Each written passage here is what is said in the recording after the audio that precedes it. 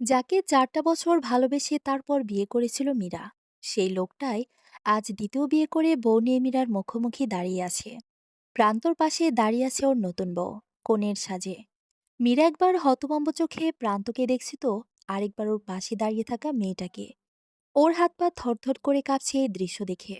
প্রান্ত একটু নড়েচড়ে দাঁড়িয়ে গলা পরিষ্কার করে বলল, দেখো মীরা, তোমাকে আশা করি আর কিছু বলা লাগবে না। আর তুমি তো জানোই একটা বাচ্চার কতটা শখ আমার। আর সেখানে তুমি বাচ্চা জন্ম দিতেই অক্ষম।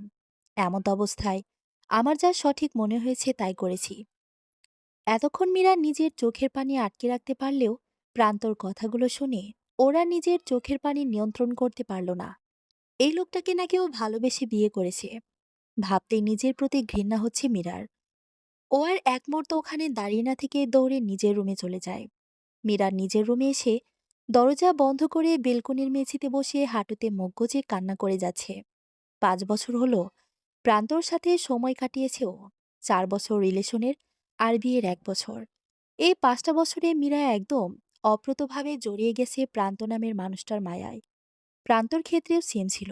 মোটামুটি দুজনই দুজনকে পাগলের মতো ভালোবাসে। তবে সেই ভালোবাসা একদিন থেমে যায় প্রান্তর পক্ষ হতে। এই তো 2-3 মাস আগের কথা। প্রান্তর মীরা গিয়েছিল ডক্টরের কাছে। যেহেতু প্রান্তর বাচ্চার শখ ছিল বড্ড বেশি, বাট কোনো মতেই মীরা কনসিভ করতে পারছিল না। এ নিয়ে ডক্টরের কাছে যাওয়ার পর ডক্টর জানালো সমস্যাটা মীরারই। মীরা কখনোই মা হতে পারবে না। ডক্টরের কথা শুনে মীরা তখন এক প্রকার ডিপ্রেশনে চলে যায়। কিন্তু প্রান্তরের সেদিকে কোনো নজরই ছিল না। উল্টো তখন থেকে প্রান্ত মীরার সাথে যা ইচ্ছে তাই ব্যবহার করে যাচ্ছে। কথায় কথায় ওর ব্যর্থতা নিয়ে কথা শুনালেও বাদ রাখত না প্রান্ত। আর আজ এত বড় একটা কাণ্ড ঘটিয়ে ফেলেছে প্রান্ত। মীরা ভাবতেই অবাক হয়, এই লোকটা নাকি ওকে ভালোবাসতো। দরজার কড়াঘাতে ধ্যান ভাঙে মীরার। ও উঠে নিজের চোখ মুছে দরজা খুলতে দেখে প্রান্ত দাঁড়িয়ে। মীরা কোনো কিছু না বলে ওর দিকে জিজ্ঞাসানু দৃষ্টিতে তাকিয়ে আছে। কেন এসেছে সেজন্য? প্রান্ত বুঝতে পেরে ওর দিকে একটা পেপার এগিয়ে দিয়ে বলল, অনেক তো হলো মীরা, এবার দয়া করে এখানে একটা সাইন করে আমাকে মুক্তি দাও।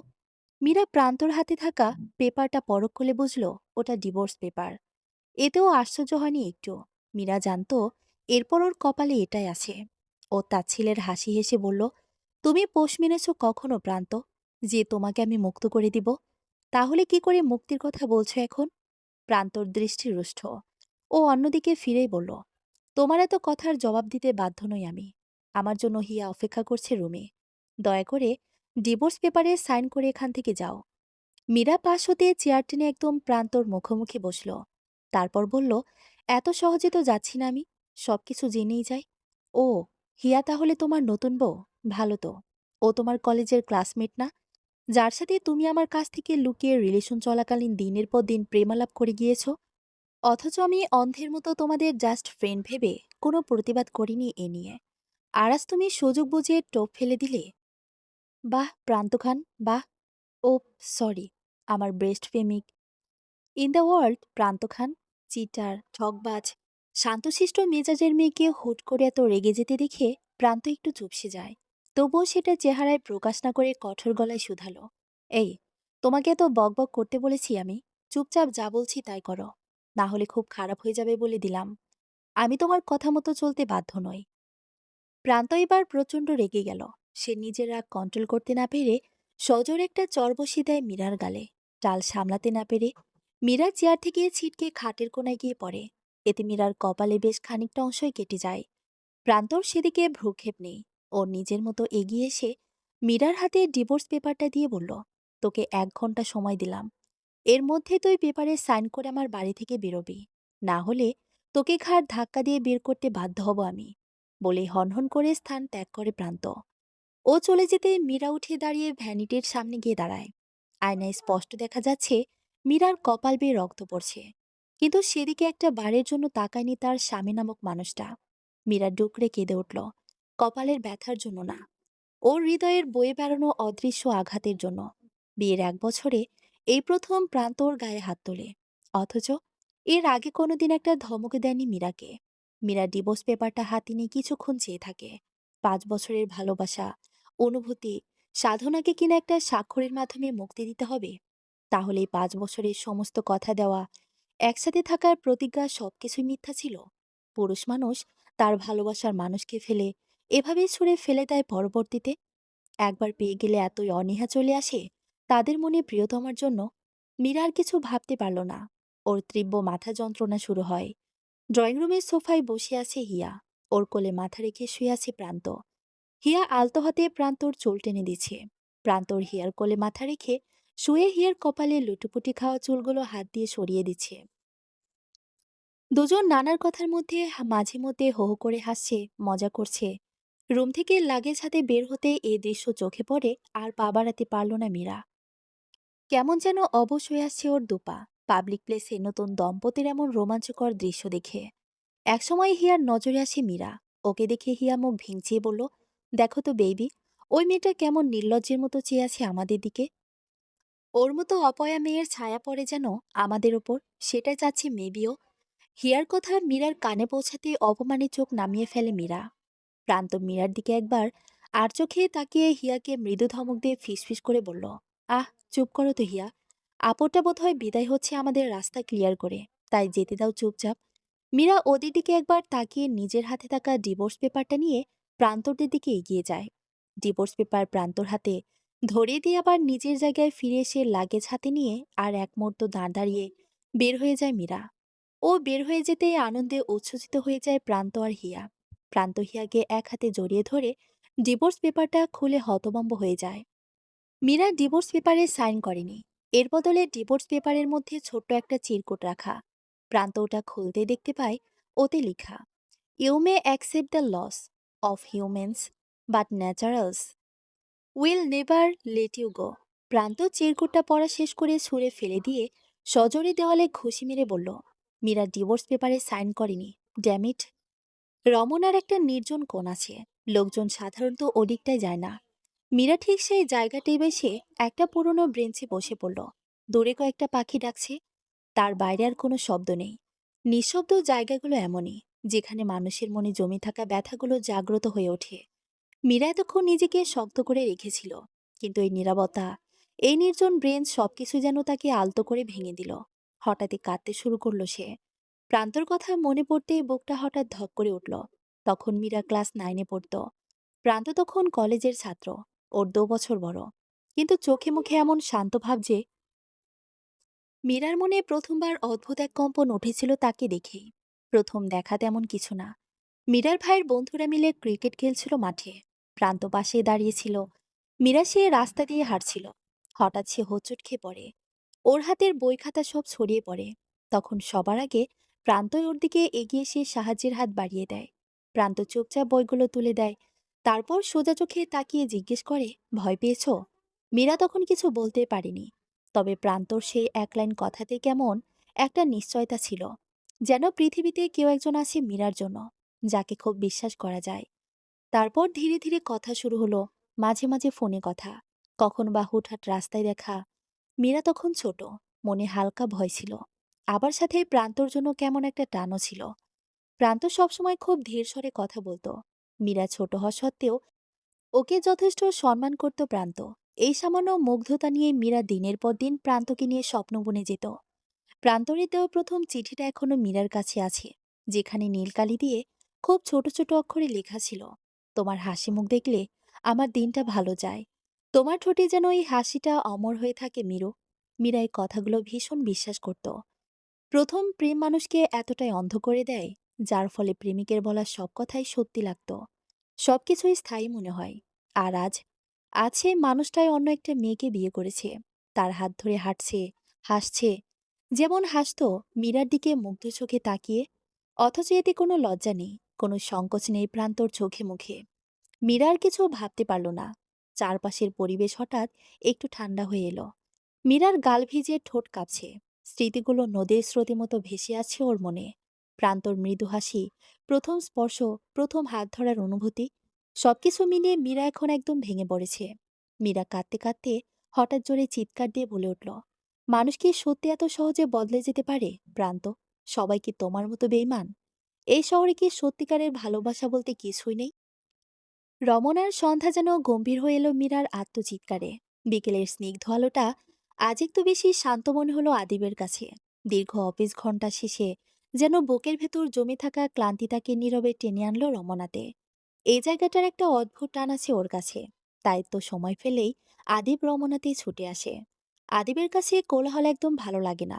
সে সবসময় একা থাকতে চায়, কিন্তু তা কি আর সম্ভব? তবেও সুযোগ পেলেই একা বেরিয়ে পড়ে। মাঝে মধ্যে নদীর ধারে দাঁড়িয়ে থাকে, কখনো শহরের পুরনো রাস্তায় হাঁটে, আবার কখনো বা পাহাড়ের চূড়ায়। আজও ঠিক তাই হলো। অফিস শেষে ব্যাগটা কাঁধে ঝুলিয়ে রহমনাতে চলে এলো সে। গাছগুলোর ফাঁক দিয়ে হাওয়া বইছে, আর সেই হাওয়ার ভেতর কোথায় যেন একটি নরম নীরবতা। বিকেল গড়িয়ে সন্ধ্যা নামলো শহরের বুকে। আদিব ব্রেঞ্চে বসতেই মনে হলো যেন ওর বহুদিন পর কোনো শান্তি নিড়ে এসেছে। সে চোখ বন্ধ করে নিল। মনে হলো শহরের সব শব্দ যেন দূরে কোথাও সরে যাচ্ছে। শুধু সে আর তার পাহাড়ের মাঝে বিচ্ছিন্ন হয়ে যাওয়ার ইচ্ছেটা মৃদু আলোর মতোই পাশে বসে আছে। হুট করে কোনো রমণীর গুনগুন করে কান্না করা শব্দে বিরক্তিতে সূচক ও শব্দ করে আদিব। কোন পেতনি এমন বিচ্ছিরি সুরে কাছে ইয়াক বলে আদিব কান্নার শব্দ লক্ষ্য করে পেছনে ঘুরে তাকায়। তার থেকে ৫-৬ হাত দূরের একটা ব্রেঞ্চিতে নীল শাড়ি পরা একটা মেয়ে হাঁটুতে মুখ গুজে কান্না করছে। ওর পাশে একটা লাগেজ রাখা। আদিব এতে একটু অবাক হয়। সে বিড়বিড় করে বলল, আরে দারুণ ব্যাপার তো। মেয়েটা বোধহয় বাড়ি থেকে বফের সাথে পালিয়ে এসেছে, কিন্তু ওর বফের সাথে চিট করে ওকে রেখে চলে গেছে মেবি। বলে আদিব ব্রেঞ্চিকে উঠে দাঁড়ায়, অন্য জায়গায় গিয়ে শান্তিতে বসার আশায়। কিন্তু হুট করেও থেমে যায়, মেয়েটার ব্যাপারে জানার আগ্রহে। ও কিছুক্ষণ নিজের জায়গায় দাঁড়িয়ে থেকে নিজের কৌতূহলকে আর দমিয়ে রাখতে না পেরে অজ্ঞাত রমণীর দিকে পা বাড়ায়। ততক্ষণে মেয়েটার কান্না থেমে যায়। আদিব মেয়েটার সামনে গিয়ে দাঁড়িয়ে কিছুটা রুড সরে বলে, এই যে মিস, এটা কি কোনো কান্না করার জায়গা? আপনাদের মতো শেখাকর মেয়েদের জন্য একটু শান্তিতে সময় কাটাতে পারি না কোথাও? আদিবের কথার পরিপ্রেক্ষিতে মেয়েটার পক্ষ থেকে কোনো জবাব আসে না। এতে আদিব কিছুটা অপমান বোধ করে। সে ফের শুধালো, এই যে মিস, আপনি ঠিক আছেন তো? এবারও মেয়েটার পক্ষ হতে কোনো জবাব আসে না। আদিব কিছুক্ষণ দাঁড়িয়ে থাকে মেয়েটার জবাবের আশায়, কিন্তু সে হতাশ হয়। সে যাওয়ার জন্য পা বাড়াতে গিয়েও যেন থেমে গেল। সে কিছুটা দোতানায় পড়ে যায়। পরবর্তীতে মেয়েটার পাশে বসেও। এতেও মেয়েটার কোনো হেলদোল নেই। আদিব এবার বিরক্ত হলো কিছুটা। এই মেয়ে আসলে মানুষ তো নাকি? আমার মনে হয় কোনো ভূত প্রেত। আদিব ভাই, তুই পালা এখান থেকে। কথাটা বিড়বিড় করে বললেও আদিব সেখানেই দাঁড়িয়ে বসে আছে। আদিব এবার আর চুপ করে থাকতে পারল না। ও মেয়েটাকে মৃদুভাবে ধাক্কা দিয়ে বলল, এই যে মিস, শুনছেন? আদিবের ধাক্কার টাল সামলাতে না পেরে মেয়েটার নিস্তেজ শরীরটা ব্রেঞ্চ থেকে পড়ে যেতে নেয়। আকস্মিক ঘটনায় আদিব হতভম্ব হয়ে তড়িঘড়ি করে ধরে নেয় মীরাকে। আদিবের বাহুডোরে আবদ্ধ মীরা। সন্ধ্যার আবছা আলোয় আদিবের চোখের সামনে ভেসে উঠল ফর্সা দেহের অপরূপ সুন্দর একটা রমণীর মুখ। সারা মুখ জেরে মায়ের সরাসরি মেয়েটার। তবে মেয়েটার চোখের নিচে ডার্ক সার্কেল। আদিবের মনে হচ্ছে বেশ অযত্নে দিন কাটছে মেয়েটার। মুখে কেমন একটা মলিন ভাব চলে এসেছে মেয়েটার। আদিব একটা ঘড়ির মধ্যে চলে যায় মেয়েটার দিকে তাকিয়ে এসব ভাবতে ভাবতে। হঠাৎ ধ্যান ভাঙে ওর। আদিব বুঝতে পারল মেয়েটার জ্ঞান নেই। ও কি করবে ভেবে না পেয়ে বসা থেকে উঠে মীরাকে কোলে তুলে নেয় হসপিটালে নেওয়ার উদ্দেশ্যে। এই দৃশ্যটা অদূরে দাঁড়িয়ে পরখ করছিল প্রান্ত আর হিয়া। প্রান্ত তো হতভম্ব এই দৃশ্য দেখে। মীরার ওপর চরম ক্ষোভ নিয়ে ওর পিছু নেয় প্রান্ত আর হিয়া। কিন্তু এখানে এসে ব্যতিক্রম দৃশ্য দেখে তো চক্ষু চড়ক গাছ প্রান্তর। ও যেন নিজের চোখে বিশ্বাস করতে পারছে না যে মীরার পাশে কোনো ছেলে রয়েছে। এই দৃশ্য দেখে হিয়া মুখ ভিংচিয়ে বলল, দেখেছ মেয়ের চরিত্র, নষ্টা মেয়ে একটা। স্বামী আজ ডিভোর্স দিল, আর আজই ভাতার নিয়ে গাছতলায় চলে গেল সুযোগ বুঝে। প্রান্ত ক্ষিপ্ত স্বরে বলল, চলো, আজ হাতে নাতে ধরবো একেবারে। ওকে শিক্ষা দিয়ে ছাড়বো আজ। ও বুঝুক প্রান্তকে খেপালে কি হয় যে সহ্য করতে হয়। আদিব মীরাকে কোলে নিয়ে হাঁটতে গিয়েও থেমে যায়, কারণ ব্রেঞ্চের পাশে মীরার লাগেজ পড়ে আছে। আদিব কি করবে বুঝতে না পেরে কিছুক্ষণ ঠায় দাঁড়িয়ে থাকে ওখানে। ঠিক তখনই আদিবের সামনে হিয়ার প্রান্ত এসে দাঁড়ায়। ওদেরকে এভাবে পথ আটকে রাখতে দেখে আদিব কিছুটা অবাক হয়। ও পাশ কাটিয়ে যেতে নিতে প্রান্ত বলল, ও কে হয় তোর? এভাবে অপরিচিত একটা লোকের মুখে তুই সম্বোধন শুনে আদিব কিছুটা রেগে গিয়ে বলল, সেটা জেনে আপনার কি? পথ আটকে দাঁড়িয়েছেন কেন? কে আপনি? প্রান্ত চটে যায় আদিবের কথা শুনে। ও তেড়ে গিয়ে আদিবের শার্টের কলার চেপে ধরে বলল, তোর বাপ লাগিয়ে আমি শালা। তুই এই মেয়েকে নিয়ে কই যাচ্ছিস সেটা বল আগে। আদিবের কোলে মীরার নিস্তেজ শরীরটা। তাই আদিব চাইলেও কিছু করতে পারছি না। ও শুধু নিজের শার্টের কলার ধরে রাখা প্রান্তর হাতটা দিকে ক্ষিপ্ত দৃষ্টিতে তাকিয়ে আছে। আদিব নিজের রাগ নিয়ন্ত্রণ করার সর্বোচ্চ চেষ্টা করে বলল, আমাকে ইমার্জেন্সি ডক্টরের কাছে যেতে হবে। শার্টের কলার ছাড়ুন। ভালোই ভালোই বলছি। না হলে কিন্তু এর পরিণাম খুব একটা ভালো হবে না আপনার জন্য। প্রান্ত এবার আরো রেগে যায়। ও হিংস্র গতিতে আদিবকে সজোরে একটা লাথি দেয়। মীরাকে কোলে নিয়ে প্রান্তর লাথির টাল সামলাতে না পেরে ছিটকে দৌড়ে গিয়ে পড়ে আদিব। মীরাও পড়ে যায় আদিবের হাতের বন্ধন থেকে ছুটে।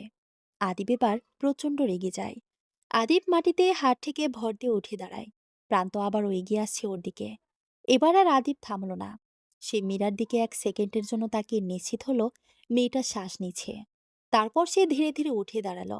শরীরের প্রতিটি পেশি টান টান করে। আদিবের বুকটা ওঠানামা করছে রাগে। প্রান্ত কাছে আসতেই আদিব কোনো সতর্কতা ছাড়াই ওর হাত চেপে ধরে পেছনে মুচড়িয়ে দিল। প্রান্ত ব্যথায় চিৎকার করে উঠল, ছাড় ছাড়। আদিব ঠান্ডা গলায় বলল, একটা কথা বলেছিলাম, রোখার ক্ষমতা আমার আছে। এরপর সে দ্রুত ঘুরে প্রান্তকে সজোরে ধাক্কা দিল। লোকটা গিয়ে গাছের গোড়ায় পড়ল। হিয়া চমকে উঠল। সে তাড়াতাড়ি পেছনে সরে গেল। প্রান্ত নিজেকে সামলে উঠে দাঁড়াতে না দাঁড়াতেই আদিব আবার এগিয়ে এলো। ঘুষি একটা, দুইটা, তিনটা।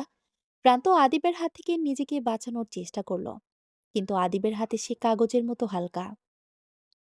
শেষে আদিব তার কলার ধরে মাটিতে চাপা দিয়ে ফিসফিস করে বলল, বলেছিলাম না, আমার পথ না আটকাতে। এর পরিণাম ভালো হবে না। তুই না শুনে নিজের বিপদ নিজেই ডেকে এনেছিস। এবার ফল ভোগ কর। আজকে এই পর্যন্তই। প্রান্ত শ্বাস নিতে নিতে হাত জোর করে মাফ চাইল। আদিব ওকে ছেড়ে দিয়ে মীরার দিকে দৌড়ালো। মেয়েটাকে তাড়াতাড়ি আবার কোলে তুলে নিল। আদিবের বুক অজানা কারণেই ধুকপুক করছে। বুকের ভেতর কাঁপার রাগ ধীরে ধীরে দমে আসে। ওর মনে এখন শুধু একটাই ভাবনা, মেয়েটাকে হাসপাতালে নিতে হবে।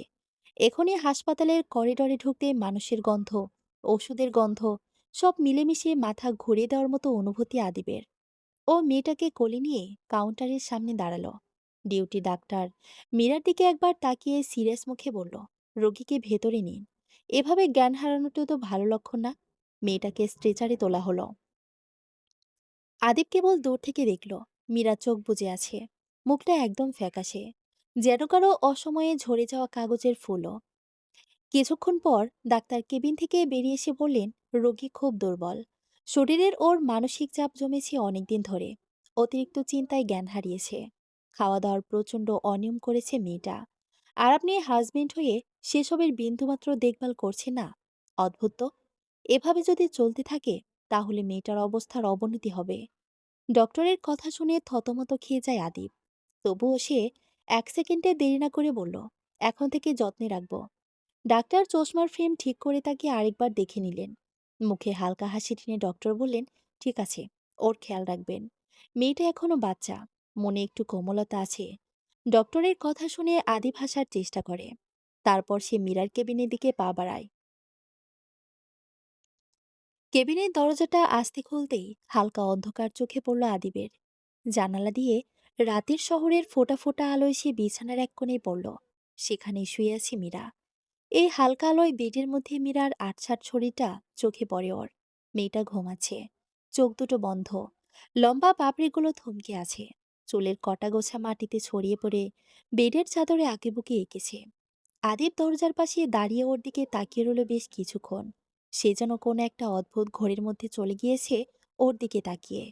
তারপর আদিব ধীরে ধীরে এগিয়ে গিয়ে বিছানার পাশে বসল। মীরার নিঃশ্বাস খুব হালকা, একদম শোনা যায় না। ওর ঠোঁটের কোণে সামান্য শুকনো ভাব, যেন কেউ খুব কষ্ট করে কান্না থামিয়েছে ওর। তা দেখে আদিবের গলা শুকিয়ে গেল। অদ্ভুতভাবে নিজেকে অপরাধী মনে হচ্ছিল ওর। যদিও এখানে ওর কোনো দোষী তার ছিল না, তবু এই মেয়েটাকে দেখে মনে হয় যেন তার সব দুঃখের দায়ও নিতে পারে চাইলেই। ও এক দৃষ্টিতে তাকিয়ে আছে মীরার মুখের দিকে। হাসপাতালের মনিটর বিপ শব্দ করছে ধীরে ধীরে। আদিব সেই শব্দ শুনতে শুনতে ভাবল, এই ছোট মেয়েটার মনে কিসের এত কষ্ট, এত ভয়, এত চাপ, এত দুঃখের কিসেরই বা। মীরার ঘুমন্ত মুখের দিকে তাকিয়ে ওর সমস্ত ভাবনাগুলো আনমনে হারিয়ে যায়। আদিবের প্রচণ্ড আগ্রাসী স্বভাবটাও যেন গলে গেল মীরার পানে চেয়ে। এত সুন্দর কেন আপনি? মনে মনে প্রশ্নটা করলো আদিব। অবশ্য উত্তর পাওয়ার সম্ভাবনা নেই। আদিপ মীরার পাশে বসে থেকে গালে হাত দিয়ে ওর দিকে তাকিয়ে আনমনে বলল, ইস, যদি এমনভাবে সারা জীবনের জন্য আপনার পাশে থাকার সুযোগ পেতাম আমি। তখন মাঝরাত, চারিদিকে শুনশান নীরবতা বিরাজ করছে। ধীরে ধীরে মীরার জ্ঞান ফিরে আসে। চারিদিকে অন্ধকার। মীরা নিজেকে একটা তুলোর মতো নরম বিছানায় আবিষ্কার করে। চোখ মেলতেই মীরা অনুভব করে এটা তার রুম, একান্ত তারই। নিজের চাদরের গন্ধ, কাঠের আলমারির পরিচিত ছায়া। সন্ধ্যার পর লাইট বন্ধ করলে যে অন্ধকারটা নেমে আসে, ঠিক সেই একই রকম অন্ধকার। পরক্ষণে মীরার ধ্যান ভাঙে এই ভাবনায় যে ও তো পার্কে ছিল, তাহলে কেউ কি নিজের বাবার বাড়িতে এনেছে। এসব ভাবতে নিতেই মীরা মাথায় প্রচণ্ড চাপ অনুভব করে। সে আর কিছু ভাবতে পারে না। মীরা বিছানা থেকে নামতে গিয়ে পড়ে যেতে নেয়। পরক্ষণে সে পাশে টি টেবিলটা ধরে নেয়। মীরা নিজের শরীরের দুর্বলতা বুঝতে পেরে কিছুক্ষণ বিছানায় চুপ করে বসে থাকে। তারপর রুমে বসেই চেঁচিয়ে ওর মাকে ডাক দেয় মীরা। পলি বেগম মেয়ের ডাক শুনে মেয়ের রুমে আসেন। তোর জ্ঞান ফিরেছে মা। সন্ধ্যা থেকে টেনশনে আমার প্রেশার বেড়ে যাওয়ার মতো অবস্থা হয়ে গেছে। বলতে বলতেই পলি বেগম মেয়ের পাশে বসে ওর মাথায় হাত বুলিয়ে দেন। তারপর ফের শুধালেন, তা তুই একা কেন এসেছিস? আর ওই ছেলেটাই বা কে? প্রান্ত আসেনি তোর সাথে? মীরা ওর মাকে জড়িয়ে ধরে ডুকরে কেঁদে ওঠে। কান্নার তোড়ে মীরা কিছু বলতে পারল না। মেয়েকে কাঁদতে দেখে পলি বেগম হতভম্ব হয়ে যান। তিনি মেয়েকে নিজের দিকে ফিরিয়ে ভয়ার্ত গলায় বললেন, এই মীরা, কি হয়েছে বলতো? আর তুই জ্ঞান হারালি কি করে? আর প্রান্তর বদলে অন্য একটা ছেলেই বা তোকে হাসপাতালে নিয়ে গেল কেন? কি হয়েছে বল না। মীরা নিজের কান্না নিয়ন্ত্রণ করার চেষ্টা করে বলল, মা, প্রান্ত আমাকে ডিভোর্স দিয়েছে। ও আমাকে ঠকিয়েছে মা। ও আর একটা মেয়েকে বিয়ে। মীরা কান্নার তোড়ে আর কিছু বলতে পারল না। এদিকে পলি বেগম তো মেয়ের কথা শুনে পুরো হতভম্ব হয়ে যান। তিনি কিছুটা রুষ্টস্বরে বলল, কি সব উল্টাপাল্টা বলছিস মীরা? প্রান্ত তোকে ডিভোর্স দিল, এটাও বিশ্বাস করতে হবে আমার? কি হয়েছে সুন্দর করে বল আমায়। মীরা নিজের কান্না থামিয়ে তার মাকে সবকিছু খুলে বলেন। পুরো ঘটনা শুনে পুরো স্তব্ধ হয়ে যান উনি। আল্লাহ শেষ বয়সে কি দেখাচ্ছে আমায়? আমি এখন তোকে নিয়ে যাব কোথায়? আজ যদি তোর বাবা বেঁচে থাকতো। বলে আঁচলে মুখ গুজিয়ে গুনগুন করে কাঁদতে লাগলেন পলি বেগম। মীরা নিজেকে সামলে নিয়ে মাকে জড়িয়ে ধরে বলল, চিন্তা করো না আমাকে নিয়ে একদম। আমি ঠিক আছি। ঠিকই নিজের ব্যবস্থা করে নিজেই করে নেব। দরকার হলে গার্মেন্টসে চাকরি করব। তবু ওই জানোয়ার দিকে ফিরেও তাকাবো না আমি। বলে নিজের চোখের পানি মুছে নেয় মীরা। পলি বেগমের কান্নার বেগ কমল। তিনি বললেন, আচ্ছা, ওই ছেলেটাকে? কোন ছেলে মা? তখন থেকে দেখছি কোন ছেলেকে নিয়ে তুমি কথা বলে যাচ্ছ। আরে, একটা ছেলে ছিল। সে তো আমাদের খবর দিল। দেখতে শুনতে মাশাল্লাহ, ছেলেটা এত ভদ্র। কি নম্র আচরণ। আমাকে বলল তোর দিকে নজর রাখতে। আরো কত কথা বলল আমার সাথে। ওই নাকি তোকে হসপিটালে নিয়ে এসেছে। মীরা ওর মায়ের কথা শুনে বাকরুদ্ধ হয়ে যায়। কে এই ছেলে যে ওকে হসপিটালে নিয়ে এলো? বাড়ির লোককে খবরে দিল কত তাড়াতাড়ি। এসবই ভাবছে মীরা। রাত তখন ঘড়ির কাঁটায় ৩টে ছই ছই। মীরা বেলকনিতে দোলনায় বসে আকাশের দিকে তাকিয়ে আছে এক দৃষ্টিতে।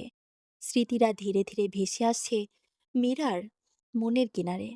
প্রান্তের সাথে কাটানো দিনের আলো, হাসির শব্দ, মলিন বিকেলের কথোপকথন, সবই এখন রক্তহীন স্মৃতি হয়ে আছে ওর হৃদয়ে। যেই প্রণয় ছিল মীরার মনে একসময় সর্বশ্রেষ্ঠ অনুভূতি, আজ যেন তা শুধুই দাহ। মীরার মনে একটাই খেদ, সে তো কখনোই বেশি কিছু চায়নি। চেয়েছে শুধু প্রান্তের কাঁধে মাথা রেখে নিজের কষ্টটুকু বলার সাধারণ অধিকারিত। এতটুকু কি তবে এতই বড় দাবি, যে দাবির পরিপ্রেক্ষিতে সে পেল শুধু প্রতারণা, ডিভোর্স আর একটা অনিশ্চিত ভবিষ্যৎ? দোলনায় বসিয়ে রাতের আকাশের পানে চেয়ে মীরা বলল, হয়তো কিছু গল্পের কোনো ইতি নেই। সেই গল্পে থাকে শুধু অর্ধচিহ্ন বা বাকিটা অন্ধকার। তারপর কেটে যায় কিছু নিস্তব্ধ সময়। চারিদিকে শুনশান নীরবতা। শহরের বুকে শীতের আগমনের তোড়জোড় চলছে। মীরা ব্যালকনিতে বসে উপলব্ধি করল তার ঠান্ডা লাগছে। কিন্তু আলস্য শরীরটাকে বয়ে রুমে যেতে ইচ্ছে করল না মীরার। সে ঠায় বসে থাকে নিজের স্থানে। সে মিনমিন করে বলল, আমি এখনো তোমার উপস্থিতি অনুভব করছি প্রান্ত। আজ আমার ঘরে আমরা দুজন একসাথে থাকি প্রান্ত। শুধু এখন তোমার বদলে তোমার সে মিথ্যা প্রতিশ্রুতির ক্ষীণ প্রতিধ্বনি থাকে, যা মরতে মরতেও চায় না আমার মন থেকে। বলতে বলতে মীরার চোখ বেয়ে জল গড়িয়ে পড়ে অযত্নে। ঠিক তখনই মীরার ফোন বেজে ওঠে। মীরা ফোন হাতে নিয়ে দেখে একটা আননোন নাম্বার থেকে কল এসেছে। তাও আবার এই মাঝরাতে। মীরা ধরল না কল। তার এই মুহূর্তে কথা বলার মতো মুড নেই কারো সাথে। সে একা থাকতে চায়, একদম একা। কিন্তু মানুষ যা চায় তা কি সবসময় পায়? মীরার ফোন বেজে যাচ্ছে এক নাগাড়ে। শেষে মীরা বিরক্ত হয়ে ফোন তুলল। কল রিসিভ করতে অপর পক্ষ থেকে নম্র কণ্ঠের একজন মধ্যবয়স্ক লোক সালাম দিয়ে শুধালো, মিস মীরা বলছেন আপনি? মীরা দ্বিধাবোধ করে উত্তর দিল, জি। আপনি কে? অপর পক্ষ হতে জবাব আসে, মির্জা গ্রুপ অফ কোম্পানির ম্যানেজার বলছি ম্যাম।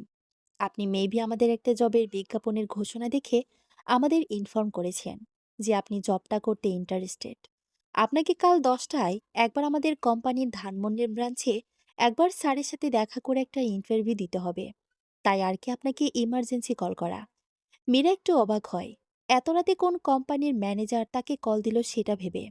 তার উপর সে চাকরির ব্যাপারে এখনো ভাবেইনি কিছু। তাইও বলল, কিন্তু তাই বলে এসব এত রাতে জানাতে হবে? আর আমি তো সবে রাতে জবের কথাই বললাম। আর এক্ষুনি, মানে কিভাবে সম্ভব? ম্যাম, আপনাকে আমি ইমেল করেছি। আমার সরাসরি একবার কল করে বলা উচিত, সেটা ভেবে কল দেওয়া। আর আপনার চাকরিটা কিন্তু বাঘের দুধের মতো, অমূল্য। তাই অবহেলা না করে ভেবে দেখবেন একবার। মীরা কিছুটা দ্বিধা নিয়ে বলল, কিন্তু আমি তো এত তাড়াতাড়ি জবে জয়েন করার জন্য মানসিকভাবে তৈরি নই।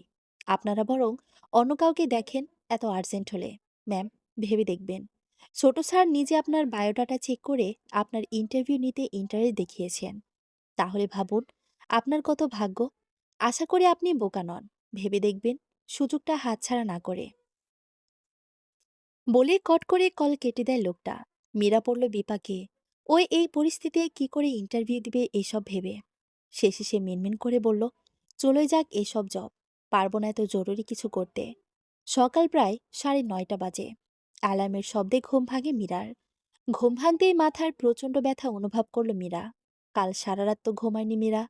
ভোরের শেষ দিকে রুমে এসে বিছানায় গা এলিয়ে দিতেই ঘুমের রাজ্যে হারিয়ে যায় ও। আর এখন ঘুম ভাঙল ওর। মীরা পাশ থেকে ফোন হাতে নিয়ে টাইম দেখে পুরো হতভম্ব হয়ে যায়। ও শেষমেশ ঠিক করলো চাকরির জন্য ইন্টারভিউ দিবে। কপালে যা আছে তাই হবে। সুযোগ যেহেতু আছে, সেহেতু কাজে লাগাতে তো বারণ নেই। কিন্তু এখন মাত্র আধা ঘন্টার মধ্যে মীরা তৈরি হয়ে কিভাবে অফিসে যাবে, সেসবই ভাবতেছে ও। শেষে ও আর বিছানায় বসে না থেকে তড়িঘড়ি করে বিছানা থেকে নেমে ফ্রেশ হতে চলে যায়। বাসা থেকে বেরোতে বেরোতে প্রায় 10টা বেজে যায় মীরার। মীরাদের বাসা থেকে অফিসে যেতে প্রায় 15 মিনিটের মতো লাগে। মীরা রাস্তায় দাঁড়িয়ে রিকশার জন্য অপেক্ষা করছে। কিন্তু কথায় আছে না, অভাগা যেদিকে যায় সাগরও শুকিয়ে যায়। দুর্ভাগা মানুষের পথে সবকিছুই বাধা হয়ে দাঁড়ায়। অনেকক্ষণ রাস্তায় দাঁড়িয়ে থাকার পরেও মীরা কোনো রিকশা খুঁজে পায় না। শেষে মীরা উপায় না পেয়ে হাঁটা শুরু করে। সামনে গিয়ে রিকশা পেয়ে যাবে এই আশায়। অফিসে পৌঁছাতে পৌঁছাতে মীরার প্রায় 10:30 বেজে যায়। সে ভয়ে ভয়ে অফিসে প্রবেশ করতেই একজন কর্মচারীর সাথে দেখা হয়।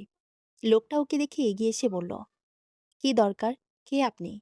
মীরা সালাম দিয়ে বিনয়ের সাথে জবাব দিল, আমি মীরা। আমার এখানে আজ চাকরি ইন্টারভিউ আছে, সেই জন্য আসা আর কি। দয়া করে যদি বলতেন কোথায় যেতে হবে। লোকটা কিছুক্ষণ চুপ থেকে বলল, কি বলেন? এখন বছরের মাঝামাঝি তো কোনো লোক নেওয়া হয় না কোম্পানিতে। আপনাকে কে বলল এসব? মীরা একটু অবাক হয় এতে। শেষে মীরা উপায় না পেয়ে ওকে পাঠালো মেইলটা দেখায় লোকটাকে। তাকে দেখে লোকটা বলল, আচ্ছা, ছোট স্যার আজ এখনই বোধহয় অফিসে এসেছেন। না হলে তো ওনাকে সচরাচর দেখা যায় না এখানে। যাকগে, ফার্স্ট ফ্লোরে 3 নাম্বার রুমটাতে যান, স্যারের কেবিনে। মীরা সৌজন্যমূলক হেসে বিদায় নিতে যেতেই লোকটা ওকে ফের ডেকে শুধালো, কিন্তু ম্যাম, আপনার আসার কথা তো 10টায়, আর এখন 10:30 বাজে। আপনি অলরেডি 30 মিনিট লেট করে ফেলেছেন। আল্লাহ জানে আপনার কপালে কি আছে। ছোট স্যার যেই লোক, বাপরে। বলে লোকটা নিজের মতো বিড়বিড় করতে করতে অন্যদিকে চলে যায়। এদিকে লোকটার কথা শুনে মীরা একটু ভয় পেয়ে যায়। শেষে সে ভয়ের তো চেহারা নিয়ে এগিয়ে যায়। সেই 9:45টার দিকে অফিসে এসে বসে আছে আদিব। কাল মীরার ব্যাপারে প্রায় অনেক খোঁজ খবরই নেয় আদিব। কিন্তু মীরাকে তেমন কেউই চিনে না ওর এলাকার। কিন্তু কাল হুট করে ওদের চাকরির বিজ্ঞাপনে মীরার রেসপন্স দেখে যেন আকাশের চাঁদ হাতে পাওয়ার মতো আনন্দিত হয় আদিব। তাই সে রাতের মধ্যেই সবকিছুর প্রস্তুতি নিয়ে নেয়। এমনকি সে নিজে মীরার ইন্টারভিউ নিতে চলে এসেছে অফিসে। অথচ আধা ঘন্টা পেরিয়ে গেলেও মীরার আসার কোনো নামগন্ধও নেই। অতপর আদিব মনে মনে ভেবে নিল, ম্যানেজারকে বলা মীরার কথাটাই রইল। মীরা চাকরির ইন্টারভিউ দিতে ইন্টারেস্টেড নয়। এটা ভেবে চেয়ার ছেড়ে উঠে দাঁড়ায় আদিব। এসব যেন কিছুতেই মানতে পারছে না ও। রাগে ওর চোয়াল শক্ত হয়ে আসে। আদিব রাগের মাথায় ওর সামনে থাকা চেয়ারটাকে জোরে একটা লাথি মারে। চেয়ারটা গিয়ে দূরের একটা টেবিলের সাথে ধাক্কা খায়। ফলশ্রুতিতে টেবিলের উপর থাকা সমস্ত কাগজপত্র ছড়িয়ে ছিটিয়ে নিচে পড়ে যায়।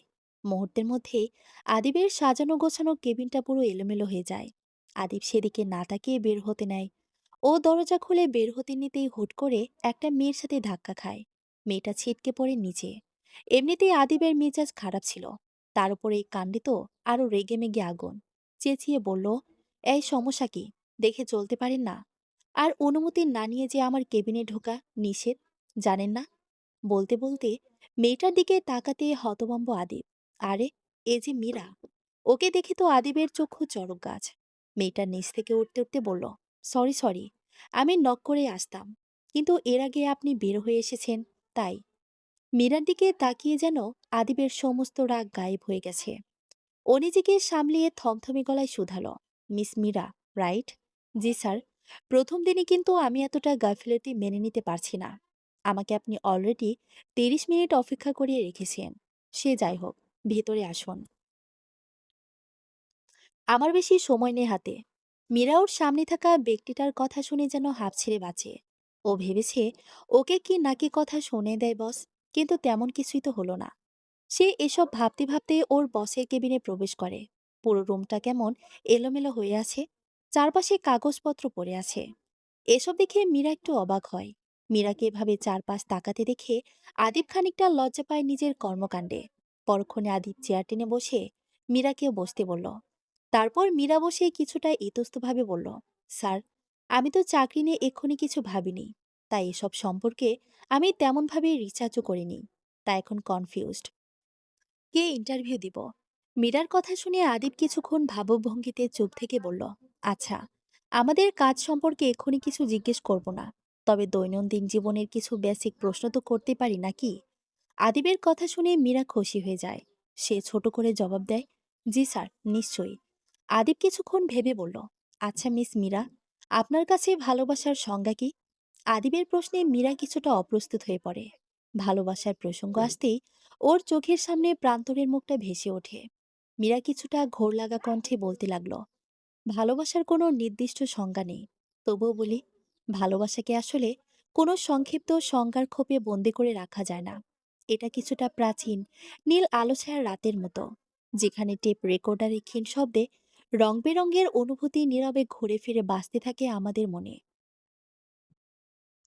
ভালোবাসা এক ধরনের অন্তর্গত অনুভূতি, যার জন্ম হয় বিশ্বাসের ওপর ভিত্তি করে। কখনো দুটি হৃদয়ের সান্নিধ্যে ভালোবাসার পূর্ণতা প্রস্ফুটিত হয়, আবার কখনো বা কেউ এটি একপাক্ষিক বিরহের মতো বুকে চেপে নিঃশব্দে ভালোবেসে যায়, একগোছর স্মৃতি আঁকড়ে ধরে। ভালোবাসা অকারণে হৃদয়ের ভেতর আলো জ্বালিয়ে রাখা এক গোপন অন্তর্লোক, যার কোনো ব্যাখ্যা নেই, নেই কোনো যুক্তির শেকল। শুধু থাকে গভীরতা, অনুভূতির অমোঘ চাপ, আর একগাথা মায়া, যা মানুষকে নিজের অজান্তেই গ্রাস করে ফেলে। ফলাফলও সমান নির্মম। কখনো এই মায়া, এ ভালোবাসা মানুষকে স্বর্গীয় সুখে ভরিয়ে তোলে, আবার কখনো বা নিঃশব্দে ভেঙে চুরমার করে দেয় পুরো জীবনটাকে। কথাগুলো বলতে বলতে মীরার চোখ বেয়ে এক ফোঁটা জল গড়িয়ে পড়ে। আদি পুরোটা সময় মীরার দিকে মুগ্ধ চোখে তাকিয়ে ওর কথাগুলোই শুনছিল। মীরার কথা শেষ হতেই আদি ফের বলল, বাহ, এত অনুভূতি, এত আবেগ নিয়ে বললেন, সত্যি দুর্দান্ত। বাই দ্য ওয়ে, আপনার জীবনে আছে নাকি ভালোবাসার মানুষ? শেষের প্রশ্নটা আদিব কিছুটা কৌশলে বলে, মীরার সম্পর্কে জানার আগ্রহ থেকে।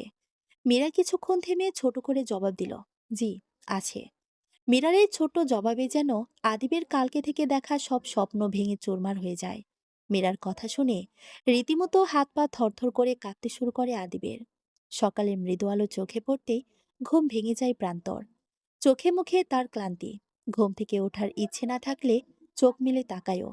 চোখ খুলে আরেক দফায় বিরক্ত হয়ে প্রান্ত হিয়াওকে জড়িয়ে ধরে বেঘরে ঘুমাচ্ছে। প্রান্ত হিয়ার হাতটা নিজের থেকে সরিয়ে দিতেই হিয়া আরো শক্ত করে জড়িয়ে ধরে প্রান্তকে। তারপর ঘুমের ঘরে বলল, উফ প্রান্ত, এমন করছো কেন? প্রান্ত কিছুটা রুষ্ট স্বরে বলল, আমি এভাবে ঘুমাতে পারি না হিয়া, আমার দম বন্ধ হয়ে আসে। বলে প্রান্ত জোর করে হিয়ার হাতের বন্ধন থেকে নিজেকে ছাড়িয়ে নিয়ে অন্যদিকে ঘুরে ঘুমানোর চেষ্টা করে। হিয়ার এতে প্রচন্ড মেজাজ খারাপ হয়। ও রেগে বিছানা থেকে উঠে পুরো রুমের জানালার পর্দা সরিয়ে জানালা খুলে দেয়। হিয়ার কাজে প্রান্ত প্রচন্ড বিরক্ত হয়। ও শুয়ে থেকেই বলল, আমাকে রাগিও না হিয়া, না হলে কিন্তু খুব একটা ভালো হবে না। ওর কথা শুনে হিয়ার চোখে মুখে কোনোরূপ প্রতিক্রিয়া দেখা গেল না। উল্টো হিয়া প্রান্তকে ফেঞ্চি মেরে বলল, খাও তো আমার বাপ মায়ের পরিচালনা করা কোম্পানির টাকায়। নিজের তো মরদ নেই, একটা টাকা খরচ করে সংসার চালানোর, আবার বড় বড় কথা বলছো। প্রান্ত ওর শুয়ে থাকতে পারল না হিয়ার কথায়। ও রেগে উঠে এসে হিয়ার চোল শক্ত করে চেপে ধরে বলল, ফারদার যদি তোর এই কোলাঙ্কার ভাইয়ের নাম আমার সামনে নিয়েছিস, তো তোকে কি করে ফেলি আমি নিজেও জানি না। ওই অসভ্য আমার জীবনটা পুরো জাহান্নামে পরিণত করে দিয়েছে। ওকে তো আমি পরে দেখে নিব। বলেই প্রান্ত হিয়াকে ছেড়ে হনহন করে রুম থেকে বেরিয়ে যায়। প্রান্ত বেরিয়ে যেতেই হিয়া ঠোঁটের কোণে বাঁকা হাসি টেনে বলল, যা ইচ্ছে করে নাও জান, তুমি আমাদের কিছুটি করতে পারবে না। মীরা আদিবের দিকে তাকিয়ে কিছুটা অবাক হয়। ওর টেবিলের উপর থেকে পানি নিয়ে আদিবের দিকে বাড়িয়ে দিয়ে বলল, are you okay sir? Adib কাঁপা কাঁপা হাতে মীরার হাত থেকে গ্লাসটা নিয়ে একদমই পুরো পানি শেষ করে ওর কপালে জমে থাকা ঘাম মুছে নিয়ে বলল, ইয়া, আই অ্যাম অল রাইট। মীরার কিছু বলল না। আদিব কিছুটা সময় নেয় নিজেকে সামলে নেওয়ার জন্য।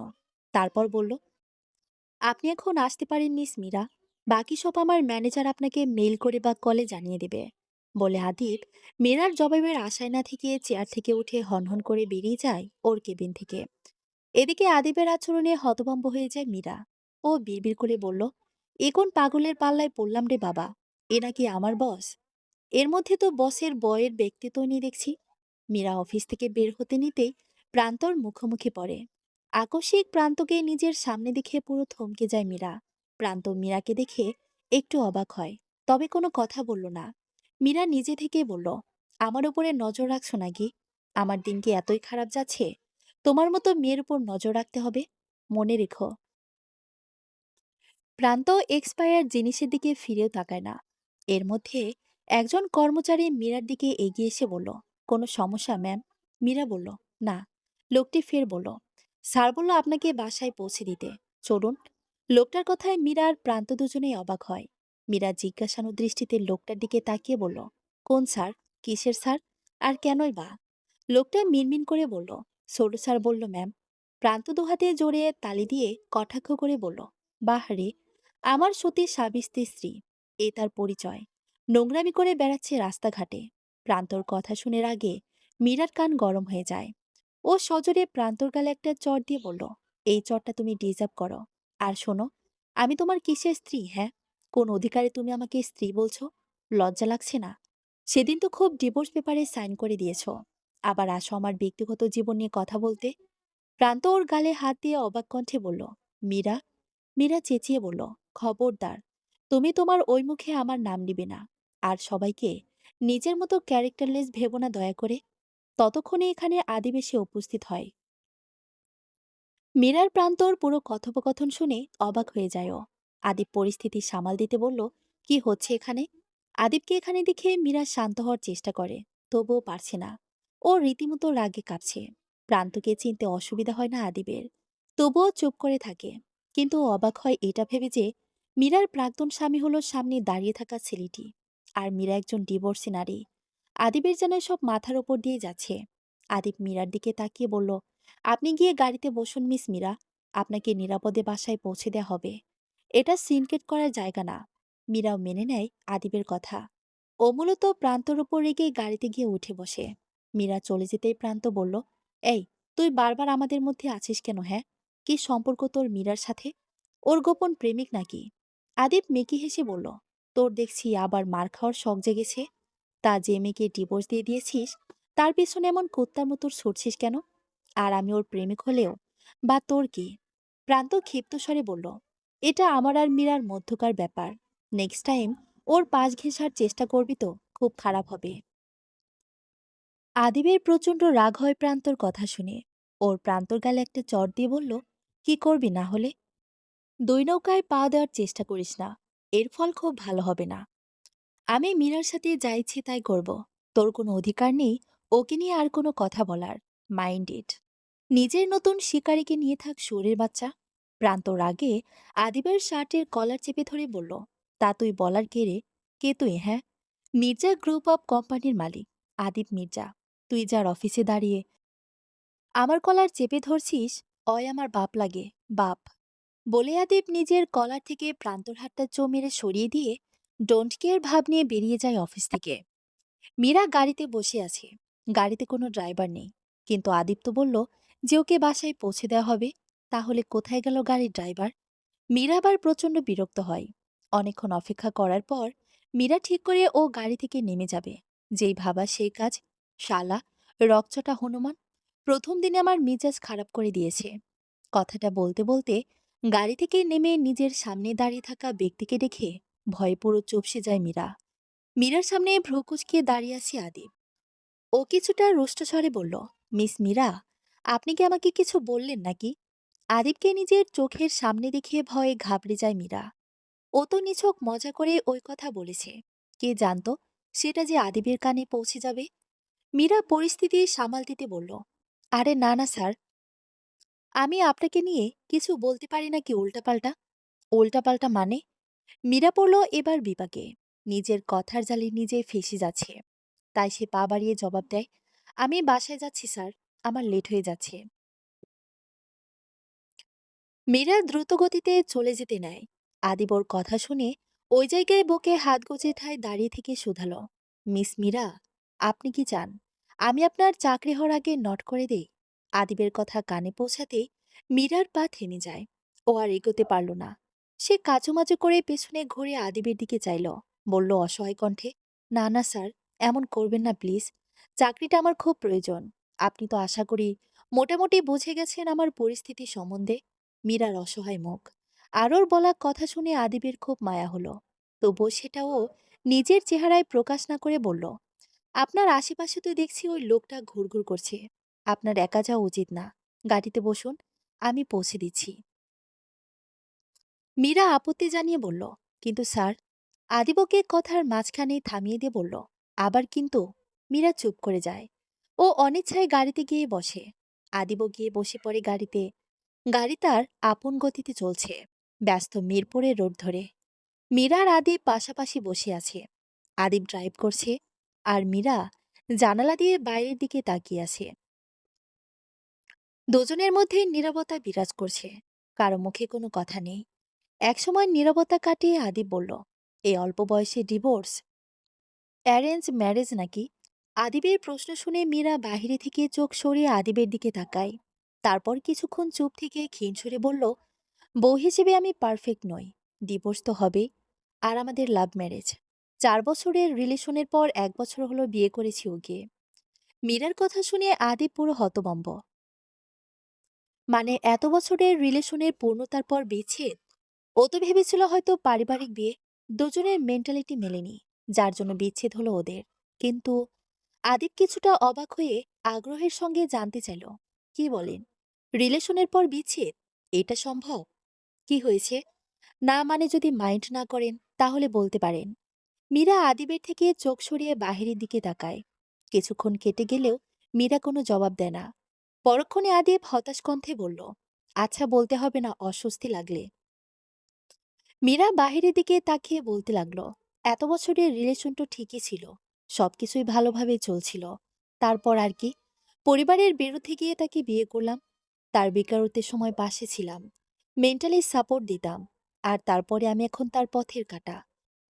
বলে মীরা আড়ালে নিজের চোখ মুছে ফের বলতে লাগলো, আর আমি মনে করি প্রান্ত একদম সঠিক সিদ্ধান্ত নিয়েছে।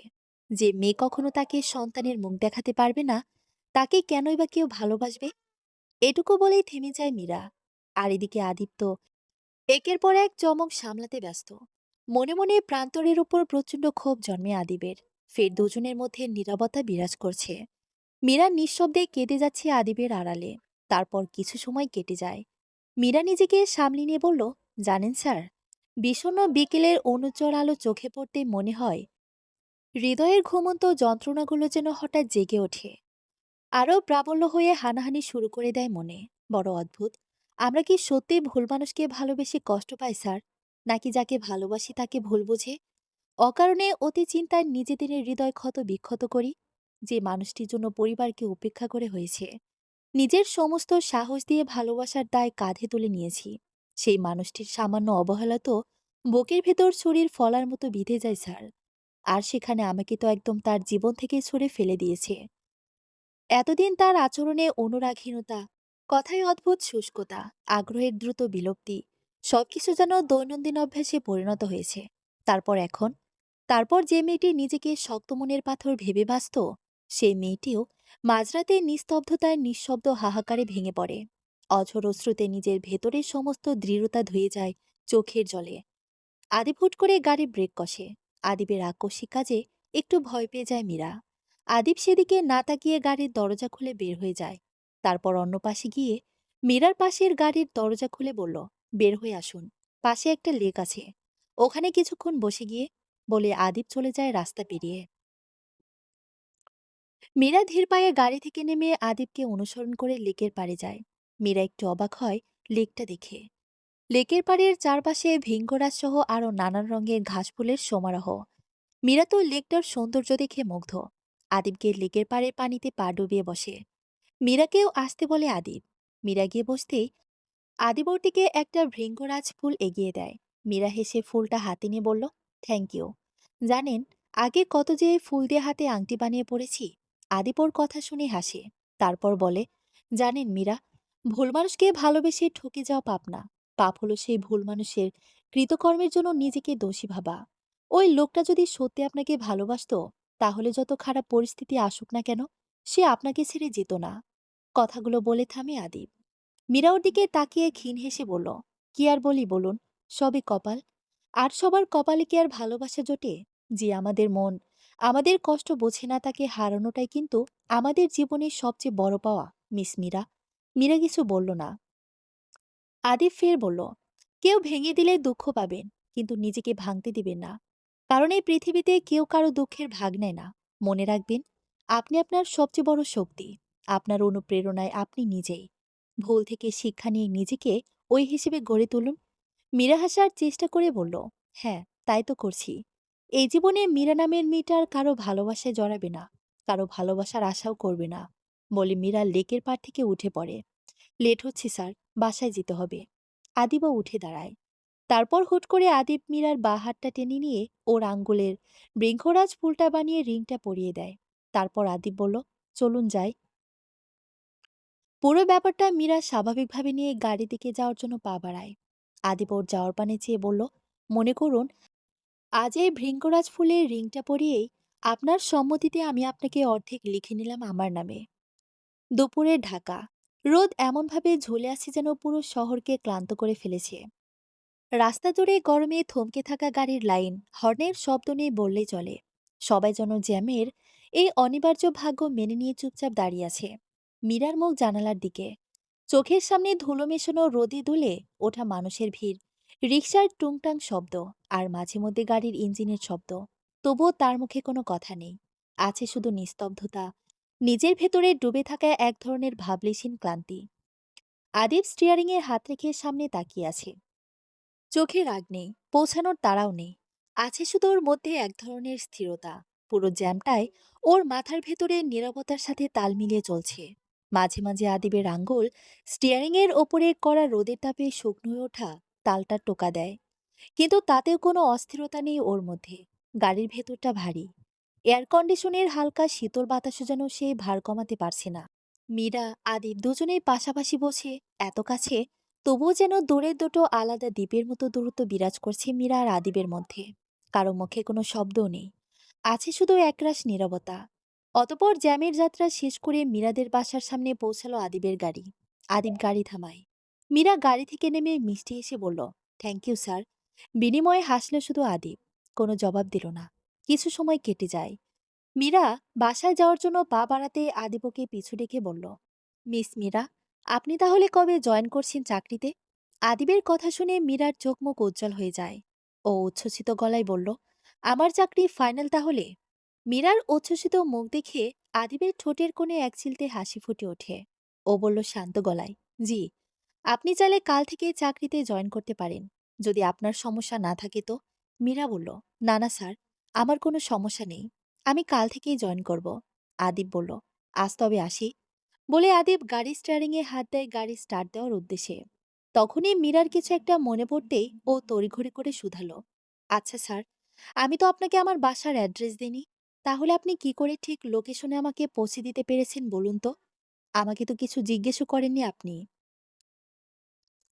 মীরার কথা শুনে আদিব বেচারা পড়ল বিপাকে। তার অবস্থা এমন হলো যে ছেড়ে দে মা, কেঁদে বাঁচি। আদিব কোনো উত্তর না দিয়ে মীরার দিকে এমনভাবে চাইলো যেন মনে হয় সে মীরার উপর খুব রেগে গেছে ওর প্রশ্নে। হলো তাই।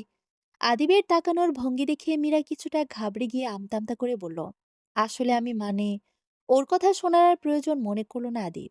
গাড়ি স্টার্ট দিয়ে নিজের গন্তব্যের দিকে রওনা দেয় ও। ওর এমন কাজে তো মীরা হতভম্ব। অতপর আদিবকে বকতে বকতে বাসার দিকে পা বাড়ায় মীরা। প্রান্ত নিজের বাসায় এসেই রুমের সবকিছু চারদিকে ছুঁড়ে মারছে রাগে। কোনো মতেই শান্ত হচ্ছে না ও। মীরার পাশে ওই ছেলেটাকে কোনোভাবে সহ্য করতে পারছে না প্রান্ত। এদিকে হিয়া ছিল কিচেনে। চেঁচামেচির শব্দ শুনেও দৌড়ে রুমে আসে। এসে রুমের এই বেহাল দশা দেখে তো ওর মেজাজ খারাপ হয়ে যায়। ও চেঁচিয়ে বলল, কি হচ্ছে কি প্রান্ত? তোমার সমস্যা কি? এসব ভাঙছো কেন? আমি তোমার মীরা নই যে এসব নীরবে সহ্য করে যাব। প্রান্তর আগে দিক বেদিক শূন্য হয়ে যায়। ও তেড়ে আসে হিয়ার দিকে। ওকে মারতে গিয়েও থেমে যায় প্রান্ত। নিজেকে নিয়ন্ত্রণ করে বলল, তোমার ভাইয়ের সমস্যা কি? ও আমার পুরো লাইফটা ধ্বংস করে দিয়ে এখন আবার কেন নতুন নাটক করতেছে বলো? হিয়ার ভ্রু কুচকে যায় প্রান্তর কথা শুনে। বলল রুষ্ট স্বরে, তোমার কি কোনো কাজ নেই আমার ভাইকে ব্লেম দেওয়া ছাড়া? কি করেছে ও তোমার সাথে? প্রান্ত বলল, ও মীরার পেছনে কেন পড়েছে হিয়া? ওর আর কি ক্ষতি করা বাকি আমাদের বলো তো? আমি তো আর মীরার সাথে যোগাযোগ করছি না। তাহলে কেন ও মীরার চারপাশে ঘুরঘুর করছে? বলো, প্লিজ অ্যান্সার মি। মানে কি সব বলতেছো? ভাইয়া কেন ওই মেয়ের পেছনে ঘুরঘুর করবে? সবাইকে কি নিজের মতো চরিত্রের ভাবো নাকি? এবার সত্যি রেগে যায় প্রান্ত। ও আর নিজেকে সামলাতে পারল না। হিয়ার থুতনি চেপে ধরে বলল, তোদের পরিবারের আর কি ক্ষতি করা আমার বল? কি জন্য এমন করতেছস? আর তোর ভাই এমন ভাব করতেছে যেন অয় আমারে চিনেই না। অথচ শোরের বাচ্চা আমার জীবনটা পুরো ধ্বংস করে দিচ্ছে। হিয়া নিজেকে প্রান্তর কাছ থেকে ছাড়িয়ে নিয়ে ওর গালে ঠাস করে একটা চড় মেরে বলল, মুখ সামলে কথা বল। খুব দরদ দেখছি প্রাক্তন স্ত্রীর জন্য। তো এত ভালোবাসায় যখন, তখন কেন আমার সাথে রুম ডেট করেছিলি? কেন আমার পেটে তোর বাচ্চা আসলো বল? আর আমার ভাই যা করেছে ঠিকই করেছে। মেরে ফেলুক ওই মেয়েকে, যাতে তুই আর কখনো ওই মেয়ের দিকে ফিরেও না তাকাতে পারিস। প্রান্ত বলল, আমি বেঁচে থাকতে তোর ভাই মীরার পাশও ঘেঁষতে পারবে না। আজ বলে রাখলাম, অনেক সহ্য করেছি আর না। বলে তড়িঘড়ি করে রুম থেকে বের হয়ে যায় প্রান্ত। এদিকে হিয়ার রাগে থরথর করে কাঁপছে ওর কথা শুনে। ঢাকার উপকণ্ঠে দাঁড়িয়ে থাকা মির্জা বাড়িটা দেখলেই বোঝা যায় এটা কোনো এক শৌখিন মানুষের আভিজাত্যের মিশ্রণে গড়া ছোটখাটো একটা প্রাসাদের মতো দেখতে। দূর থেকে চোখে পড়ে উঁচু করে দাঁড়িয়ে থাকা লোহার গেট। দুপাশে পুরনো আমলের দুষ্ট সবুজলতা ফুলে ফেপে আছে। গেট পেরোলে সাদা পাথরের হাঁটার পথ। দুই পাশে নিখুঁতভাবে ছাটা ঝোপঝাড় আর সারি সারি ফুল গাছ। যেন এটা ছোটখাটো কোন একটা ফুলের রাজ্য। বাড়িটা তিনতলা। ধবধবে সাদা রংটা যেন দুপুরের তপ্ত রোদে হালকা সোনালি রাঙা হয়ে ওঠে। জানালাগুলো লম্বা, কাঠের ফ্রেমে পুরনো আমলের নকশা করা, কিন্তু জানালার কাজগুলো আধুনিক, কালো টিন্টেড। বারান্দায় দাঁড়ালে শহরের বাতাস, জ্যামার পরিবেশ সব উপভোগ করা যায়। বাড়ির ডান দিকে আলাদা একটা পুরনো অ্যানেক্স বিল্ডিং, যেখানে নাকি বহুদিন আগে মির্জা পরিবারের দূর সম্পর্কের লোকজন থাকত। এখন সেটা বর্তমানে গোদাম ঘর। বাম দিকে ছোট্ট একটা বাগান, সেখানে সদ্য সেচ দেওয়া মাটির গন্ধ ছড়ায়। বাড়ির ভেতরে ঢুকতেই বিশাল ড্রয়িং রুম। সিলিং লাইটগুলো এমনভাবে সাজানো যে সন্ধ্যায় ঘরটাকে রাজপ্রাসাদের মতো লাগে দেখতে। দেয়ালে ঝোলানো পুরনো তেলের রঙের ছবি। ছবিগুলো কোনো না কোনো মির্জার পূর্বপুরুষদের গল্প বলে। মির্জা বাড়িটা শান্ত, কিন্তু তার শান্তির ভেতরে একটা অদেখা গাম্ভীর্য আছে। যেন পরিবারটার প্রতিটি গোপন কথা এই পুরনো দেয়ালগুলো জানে। দোতলায় ডান দিকের প্রথম রুমটা আদিবের। ওদের বাড়িটা বিশালাকৃতি হলেও সদস্য সংখ্যা মাত্র ৩ জন। আদিব আর ওর বাবা মা। বোন বিয়ের পর আপাতত শ্বশুরবাড়ি থাকছে। আদিব মীরাকে পৌঁছে দিয়েই নিজের রুমে এসে ওপর হয়ে শুয়ে ফোনের দিকে একদৃষ্টিতে তাকিয়ে আছে। খুব মনোযোগ দিয়ে একটা রমণীর পিক বারবার জুম করে দেখছে ও। পিকটা মীরার। মীরা যখন লেকের পানিতে পা ডুবিয়ে হাসিমাখা মুখে ভৃঙ্গরাজ ফুলের দিকে তাকিয়েছিল, ঠিক তখনই আদিব খুব সঙ্গোপনে পিকটা নিজের ফোনে ক্লিক করে নেয়। আদিব পিকটা দেখে বিড়বিড় করে বলল, মীরা, সে আমার এমনই একজন যার উপস্থিতিতে আমার মন নিজে থেকে হাসতে শুরু করেছে। কথাটা বলে আদিব আনমনে হেসে ফেলল। ঠিক তখনই কেউ একজন আদিবের পিঠে দড়াম করে একটা ঘুষি দিয়ে বলল, এই, তুই কি ভণ্ডামি করে বেড়াস রে রাস্তাঘাটে? বনের কণ্ঠ আর আগমন দুটোতেই অবাক হয়ে যায় আদিব। ও শোয়া থেকে উঠে বসল। তারপর বলল, তুই হঠাৎ আসবি বললি না তো? হিয়া কপট রাগ দেখিয়ে বলল, বারে, এখন বুঝি আমাকে আমার বাসাতে আসতেও তোর অনুমতি লাগবে? আদিব একটু বিরক্ত হলো বোনের উদ্ভট কথা শুনে। বলল রুষ্ট স্বরে, উফ, উল্টাপাল্টা কথা বলিস না তো। এমনিতেই ভাল লাগছে না, তার উপর তোর এসব লজিক ছাড়া কথাবার্তা। উফ, পাগল হয়ে যাব। হিয়া একটু অবাক হয়ে ভাইয়ের এমন পরিবর্তন দেখে সে বলল, এভাবে কথা বলতেছিস কেন? এসব পরিবর্তন কি ওই ডিভোর্সের মেয়েটার জন্যই? আদিব চমকে ওঠে বোনের কথা শুনে। মানে? মানেটা তুই খুব ভালো করে জানিস। যা এখান থেকে, ভালো লাগছে না। যাব না। তোকে আবারও বলছি ভাইয়া, ওই মেয়ে আমাদের লেভেলেরই না। তুই কেন ওর সাথে কথা বলছিস? কি মতলবে? হ্যাঁ, ক্ষতি করার মনোভাব তো নেই নিশ্চয়ই, কারণ তোকে আমি খুব ভালো করে চিনি। তুই যেচে পড়ে কোনো মেয়ের পিছনে হাঁটার ছেলে নয়। তাহলে ওই মেয়েটার ক্ষেত্রে কেন ভিন্ন রূপ? আদিব এবার রেগে গেল বোনের কথায়। বলল তীক্ষ্ণ স্বরে, কি তখন থেকে ওই মেয়েটার করতেছস? ওর একটা নাম আছে, সৌকে সম্মান দিয়ে কথা বল। ভাইয়া, তুই ওই ডিভোর্সি মেয়েটার জন্য আমার সাথে এই বাজে ব্যবহার করতেছিস? ওই বাহিরের মেয়ের জন্য? ছি! আদিবার নিজেকে নিয়ন্ত্রণ করতে পারল না। ও সজোরে হিয়ার গালে একটা চড় দিয়ে বলল, মাইন্ড ইওর ল্যাঙ্গুয়েজ। বারবার বলেছি, গলা নামিয়ে কথা বল। আর মীরার জীবনটা তো তোর নষ্টামির জন্যই নষ্ট হলো। বেচারা তোর আর তোর নষ্ট জামাইয়ের বেড়াজালে পড়ে ফেঁসে গেছে। তুই আর তোর বর দুজন মিলে অসহায় মেয়েটার সুন্দর সংসারটা ভেঙে দিয়েছিস। আর আমি সেই কাজে তোকে সাহায্য করেছি। এখন সেজন্য আমার নিজের কাছে নিজেকে খুব ছোট মনে হচ্ছে। না জেনে ফুলের মতো নিষ্পাপ মেয়েটার কত বড় ক্ষতি করে ফেলেছি আমি। অবশ্য ঠিকই হলো। আমি যদি এসব না করতাম, তাহলে বাকি জীবন মেয়েটাকে ওই চরিত্রহীন ছেলেটার সাথে কাটাতে হতো। আর তুই প্লিজ আমার জীবন নিয়ে নাক গলাস না প্লিজ। ছোট বোন, ছোট বোনের মতোই থাক। না হলে কিন্তু আমি কোনো সম্পর্কের মারপ্যাচ মানব না বলে দিলাম। কথাগুলো একদমে বলেই আদিব নিজের সামনে থাকা ফুলদানিটাকে একটা লাথি দিয়ে হনহন করে রুম থেকে বের হয়ে যায়। এদিকে হিয়া পুরো হতবম্ব। সে এখনো গালে হাত দিয়ে পুরো ঘটনাটাকে পরখ করার চেষ্টা করছে। রাত তখন ৯টা কি ১০টা। মীরার তখন প্রচুর মন খারাপ। কিছুতেই কোনো কিছুতে মনোনিবেশ করতে পারছে না ও। তাই হুমায়ুন আহমেদের অপেক্ষা বইটা হাতে নিয়ে বেলকনিতে দোলনায় আরাম করে বসে বইয়ের পাতা উল্টায়, পড়বে বলে। ঠিক তখনই ওদের বাসার কলিং বেল বেজে ওঠে। মীরার মা তখন ঘুমাচ্ছে, তাই বিরক্তি নিয়ে মীরায় উঠে যায় দরজা খুলে দেওয়ার জন্য। ও গুটি গুটি পায়ে হেঁটে দরজার সামনে গিয়ে দরজা খুলতেই হতভম্ব হয়ে যায়। প্রান্ত দাঁড়িয়ে আছে দরজার বাহিরে। মীরা ওর দিকে তাকায় একবার। প্রান্তর চোখ দুটো লাল, যেন বহুক্ষণ ঘুমায়নি। ভ্রুর ওপর টান পড়ে আছে। কপালের শিরা ফুলে উঠেছে চিন্তার ভারে।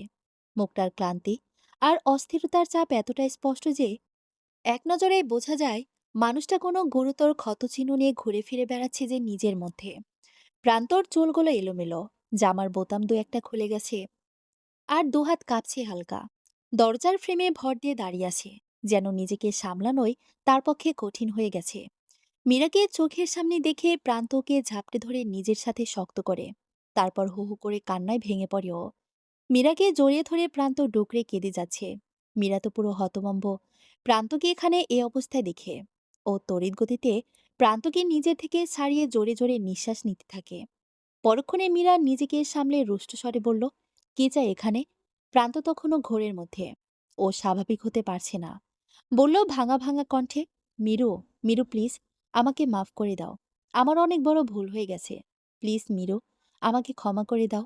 বলেই প্রান্ত মীরার পায়ের কাছে বসে ওর পায়ে হাত দিতে দিতেই মীরা চমকে সরে যায় তাড়াতাড়ি। এই, তোমার সমস্যা কি? রাত বিরেতে এখানে কি করছো তুমি? আর কিসের ক্ষমা, হ্যাঁ? প্রান্ত মীরার এই কঠিন মনোভাব দেখে একটু চমকেছে। ও নিজেকে ধাতস্থ করতে কিছুটা সময় নিল। পরক্ষণে বলল, মিরু পাখি, তুমি আমার সাথে এভাবে কথা বলছো? আমি তো তোমার প্রান্ত মিরু, একান্ত তোমারই। মীরা হাসল প্রান্তর শেষের কথাটা শুনে। আমার একান্ত মানুষটার এখন বারোঘাটে ভালোবাসা বিলানোর স্বভাব হয়ে গেছে। আর তুমি খুব ভালো করেই জানো মীরা বড্ড হিংসুটে। যেটা ওর সেটা একান্তই ওরই। ওর জিনিসের যদি 1%ও অন্য কারো হয়ে যায়, তাহলে মীরার ওই জিনিসটারও পুরো 99%-এর দরকার নেই। সেখানে ভাই, তুমি তো পুরো 12 ঘাটের জল খাওয়া মাছ। তুমি কি করে ভাবলে আমাকে যখন যা বলবে তাই শুনবো? কথাগুলো এক নাগাড়ে বলে থামে মীরা। মীরার কথায় চরম অপমানিত বোধ করল প্রান্ত। ও বলল বিচলিত গলায়, মীরু তুমি বলছো এসব? ততক্ষণে চেঁচামেচির আওয়াজ শুনে মীরার মা এসে পৌঁছান দরজার সামনে।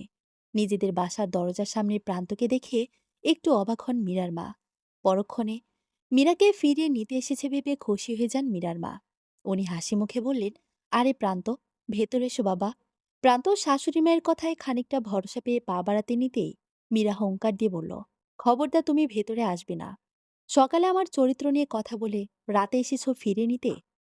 কয়েক ঘন্টায় এত পরিবর্তন নেওয়া যাচ্ছে না ঠিক। কথাগুলো বলে খানিকটা সময় নেয়ও। তারপর ফের শুধালো, তোমাকে আমি যেতে বলেছি। ফার্দার যদি তোমাকে এখানে দেখেছি তো আমি ভুলে যাব তুমি একসময় আমার ভালোবাসার মানুষ ছিলে। প্রান্তর নিচের দিকে তাকিয়ে আছে থমথমে মুখ করে। পরক্ষণেও শান্তস্বরে বলল, একসময় ভালোবাসার মানুষ ছিলাম, এখন নেই। কে এসেছে ওই জায়গায়? ওই Adib? Please answer me Meera. প্রান্তর কথা শুনে রাগে থরথর করে কাঁপতে থাকে মীরা। প্রান্ত এখন আদিবকে ভুল বুঝল ওকে নিয়ে। ও চেঁচিয়ে বলল, আই সেইড, গেট আউট। মীরার কথার তেজে কিছুটা কেঁপে উঠল প্রান্ত, সাথে মীরার মাও। শান্তশিষ্ট মেয়েটাকে আজ হঠাৎ এত রেগে যেতে দেখে সেও অবাক হবে। প্রান্ত আর দাঁড়ালো না। প্রান্তর সব অহংকার তেজ সব যেন আজ মীরার সামনে নেতিয়ে পড়ল। ও আর কোনো জবাব দেওয়ার মতো কথাই খুঁজে পেল না। মীরা দরজায় খিল দিয়েছে, নিজের রুমের। ওর মা বারবার দরজায় করাঘাত করে যাচ্ছে, সেদিকে ওর হেলদোল নেই। ওর সকল ধ্যানজ্ঞান তো প্রান্তর আগমনের সময়টা জুড়ে। প্রান্তকে আজ কতগুলো বাজে কথা শুনিয়ে দিল। সেই জন্য এখন নিজের কাছে অনুশোচনা হচ্ছে। মীরা কেঁদেই যাচ্ছে। এক পর্যায়ে মীরা চিৎকার দিয়ে বলল, কেন করলে এমন প্রান্ত? আমি তো তোমাকে খুব ভালোবাসি। তোমাকে ছাড়া থাকতে আমার বড্ড কষ্ট হচ্ছে। আজ যদি তোমাকে ক্ষমা করে আমি ফিরে যেতাম, তো ওই মেয়েটার জীবন নষ্ট হতো। তোমাকে ফিরিয়ে নেওয়ার সকল পথ যে বন্ধ আমার কাছে। আমি কি করব প্রান্ত? আমি যে বড্ড বেশি ভালোবাসি তোমাকে, বলে কান্না করতে থাকিও। এক পর্যায়ে মীরা নিজের গলা থেকে ওড়না খুলে বিছানার উপর গিয়ে দাঁড়ায়। ও কান্না ভেজা গলায় বলল, মীরার কোনো বাঁচার অধিকার নেই। মীরা তার ভালোবাসাকে আজ অপমান করল। বলেছে যে প্রান্তর জন্য ওর মনের সকল ভালোবাসা মরে গেছে। কিন্তু মীরা তো তার প্রান্তকে কথা দিয়েছে ও বেঁচে থাকার আগ পর্যন্ত প্রান্তকে ভালোবেসে যাবে। অথচ আজ সেটাও অস্বীকার করল। মীরা তার প্রান্তকে ভালোবাসে না। এর চেয়ে বড় অপবাদ আর কি হতে পারে মীরার জন্য? না না, এই অপবাদ নিয়ে আমি আর বেঁচে থাকতে পারবো না, বলে মীরা একটা চেয়ার নিয়ে সেটার উপর উঠে তড়িঘড়ি করে ওড়না পেঁচাতে নেয় ফ্যানের সঙ্গে। অপেক্ষা শেষ হয়ে যায়, ঠিক ঘড়ির ভালো কণার মতো। সময়েরও বার্ধক্য আসে, ক্লান্তি আসে, অবসাদ জমে স্তূপ হয়। অথচ তোমাকে পাওয়ার আমার যে অনিশেষ তৃষ্ণা, তার মৃত্যু নেই। সে ঠিক রক্তের ভেতর পাক খাওয়া বিষের মতো। ধীরে ধীরে দেহ খায়, মন খায়, নিঃশব্দে জ্বালিয়ে ছারখার করে দেয় আমায়। তবু তোমাকে একটুখানি দেখার সৌভাগ্য মেলে না আমার। কি ভয়ানক পরিহাস! ভাগ্যের নির্মমতায় তোমার ছায়াটুকু আমার নয়। তুমি অন্য কারো, একান্তই অন্য কারো। তোমাকে নিজের করে পাওয়ার আর কোনো রাস্তা নেই আমার কাছে। আমার এই ব্যর্থ জীবনের প্রতি আমার বড্ড অভিযোগ। এই অভিযোগগুলো নিয়েই আমি আমার জীবনের ইতি টেনে নিচ্ছি। এই জীবন থেকে একটু স্বস্তির আশায় আমি অনেকদিন দেখেছি, ভেবেছি এই পৃথিবীতে আমার জায়গাটা ঠিক কোথায়। দেখেছি মানুষের ভিড়ের মধ্যে দাঁড়িয়ে, ভেবেছি গভীর রাতে ছাদের আকাশের দিকে তাকিয়ে, ভেবেছি তার পাশে শুয়ে থেকেও যখন সে ক্রমশ অন্যের হয়ে যাচ্ছিল। কোথাও আমার জন্য ভালোবাসা রয়ে যায়নি। ভালোবাসা আমার জন্য শর্তের মতো। যতক্ষণ আমি পূর্ণ, ততক্ষণ আমি গ্রহণযোগ্য। যেই মুহূর্তে আমি অপূর্ণ, ঠিক তখনই আমার সমস্ত অস্তিত্ব প্রশ্নের মুখে। আমি আমার এই অপূর্ণ জীবন নিয়ে তোমাদের থেকে অনেক দূরে চলে যাচ্ছি। আমি মরে গেলেও আমার জন্য দুফোঁটা চোখের জল ফেলবার মতো মানুষ নেই এই দুনিয়াতে। কেউ আমার এই অসময়ে আমাকে একটু বুকে জড়িয়ে নিয়ে বলেনি আমার যে কোনো দোষ নেই, ভালো থাকুক তারা, যারা আমাকে মাটিতে ছুঁড়ে ফেলেছে একটুখানি সুখের আশায়। জেনে রেখো পৃথিবী, একটুখানি যত্নের অভাবে মীরা নামক মেয়েটা তোমার বুক থেকে চির বিদায় নিয়েছে। ইতি, মীরা। ফ্যানের সাথে মীরার নিথর দেহটা ঝুলছে। এতক্ষণে বোধ হয় ওর শরীর থেকে প্রাণ চলে গেছে।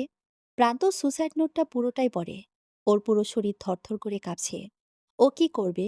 ওর একটা মিথ্যে, একটা বানোয়াট গল্পে মীরা নামক মেয়েটা, যে ওকে প্রচণ্ড ভালোবাসতো, সে চিরজীবনের জন্য ওকে রেখে পরপারে পাড়ি জমিয়েছে। মীরার তো কোনো দোষ ছিল না। প্রান্ত তো একটা মিথ্যের রিপোর্ট মীরার হাতে তুলে দেয়, ওর থেকে মুক্তি পাওয়ার একটা বাহানা বানানোর জন্য। মীরা তো বাচ্চা জন্ম দিতে অক্ষম ছিল না।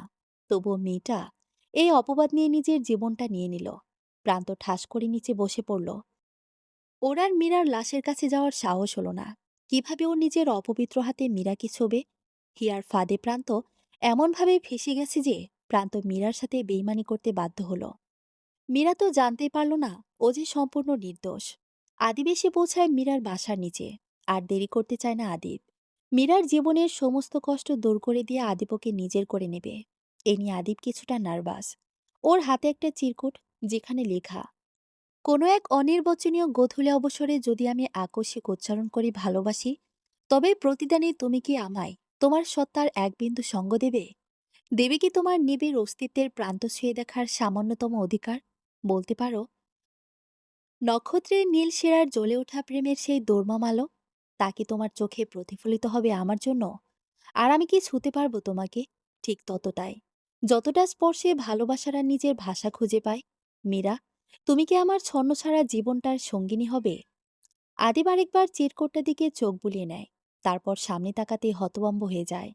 বাসার নিচ থেকে চেঁচামেচির আওয়াজ শোনা যাচ্ছে। আদিব কিছুটা কৌতূহল নিয়ে সেদিকে পা বাড়ায়। অনেকগুলো লোকজন কিছু একটা ঘিরে দাঁড়িয়ে আছে।